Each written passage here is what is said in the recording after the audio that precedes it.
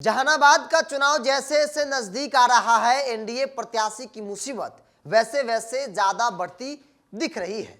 आलम ऐसा है कि जहां भी एनडीए के प्रत्याशी चंदेश्वर प्रसाद चंद्रवंशी जा रहे हैं, उन्हें भारी विरोध का सामना करना पड़ रहा है। यहां तक कि अब हर व्यक्ति कहने लगा है कि इस बार चंद्रवंशी जी का हार जो है वो तय माना जा रहा है। अब ऐसे में कई निर्दलीय मैदान में उतर गए हैं, जो सीधे तौर पर एनडीए के वोट बैंक में सिंधवारी करते नजर आ रहे हैं। नमस्कार, द इंडिया टॉप देख रहे हैं, मैं हूं आपके साथ बिरजू सिंह। जहानाबाद लोकसभा सीट पर अंतिम यानी 7वें चरण में मतदान है। 1 जून को वोटिंग होनी है, लेकिन उससे पहले एनडीए प्रत्याशी चंदेश्वर प्रसाद चंद्रवंशी की मुसीबत लगातार बढ़ रही है। बात अगर साल 2019 की कर ली जाए तो मात्र 1700 वोट से वो चुनाव जीते थे। तब जीते थे जब देश भर में मोदी यानी नरेंद्र मोदी की लहर थी। लेकिन इस बार ना तो नरेंद्र मोदी की लहर है और ना ही सांसद महोदय का कोई विकास दिख रहा है। अगर सांसद महोदय ने कोई विकास किया होता तो शायद क्षेत्र की जनता उनका खुले दिल से फूलों की बरसात करके स्वागत करती। लेकिन जहां भी चंद्रवंशी जी जा रहे हैं, वहां उनका भारी विरोध हो रहा है। साल 2019 में एनडीए के प्रत्याशी चंदेश्वर प्रसाद चंद्रवंशी थे और दूसरी ओर उनके सामने सुरेंद्र यादव थे, आरजेडी महागठबंधन से। सुरेंद्र यादव मात्र 1700 वोटों से चुनाव हार गए थे।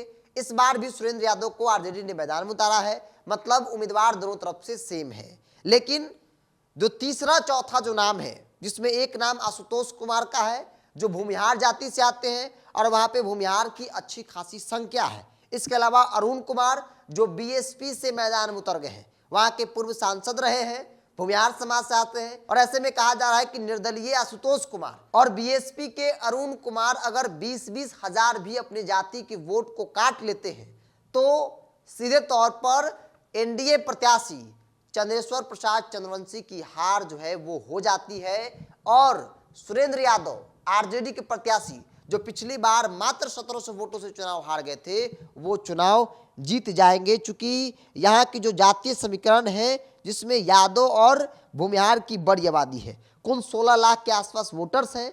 यादव और मुस्लिम वोटरों की संख्या जो है सबसे अधिक है। यहाँ पर पार्टियां चुनाव में इन्हीं जाति के नेताओं को प्राथमिकता देती है।